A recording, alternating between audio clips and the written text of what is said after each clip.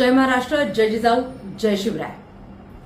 काल पुण्यामध्ये सारथी या संस्थेत मराठा समाजातले एमपीएससी यूपीएससी गुणवंत विद्यार्थी व पालकांचा सत्कार सोहळा होता आणि या सत्कार सोहळ्यासाठी महाराष्ट्राचे मुख्यमंत्री देवेंद्र फडणवीस यांची प्रमुख उपस्थिती होती।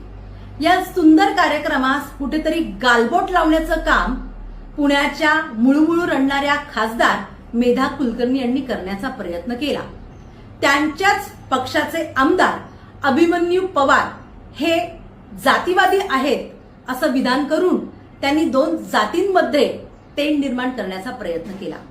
खरं पाहायला गेलं तर अभिमन्यू पवार यांनी केवळ अण्णासाहेब आर्थिक विकास महामंडळाचे अध्यक्ष नरेंद्र पाटील यांना सन्मानाची खुर्ची दिली गेली पाहिजे या गोष्टीचा विपर्यास करून हा विषय त्यांनी जातीवर नेऊन ठेवला। मेधाताई कुलकर्णी काही वर्षांपूर्वी माजी आमदार अमोल मिटकरी हे ब्राह्मण्यवादाच्या विरोधात बोलतात म्हणून त्यांच्याबरोबर मंचावरती खुर्ची घेऊन बसण्यास तुम्ही नकार दिलात आणि तुम्ही त्यांच्या बाजूला बसला नाहीत। हे संबंध महाराष्ट्र आणि पुणेकर लक्षात ठेवून आहे। मग आता सांगा, जातीवाद नेमका कोण करत आहे?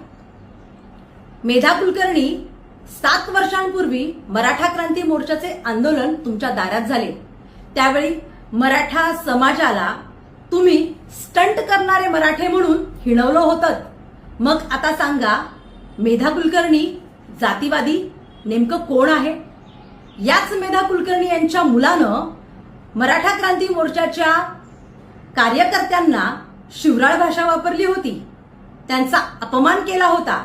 त्यावेळेस देखील 2 शब्दांची दिलगिरी व्यक्त करण्याची सुद्धा तसदी या मेधा कुलकर्णी यांनी घेतली नाही।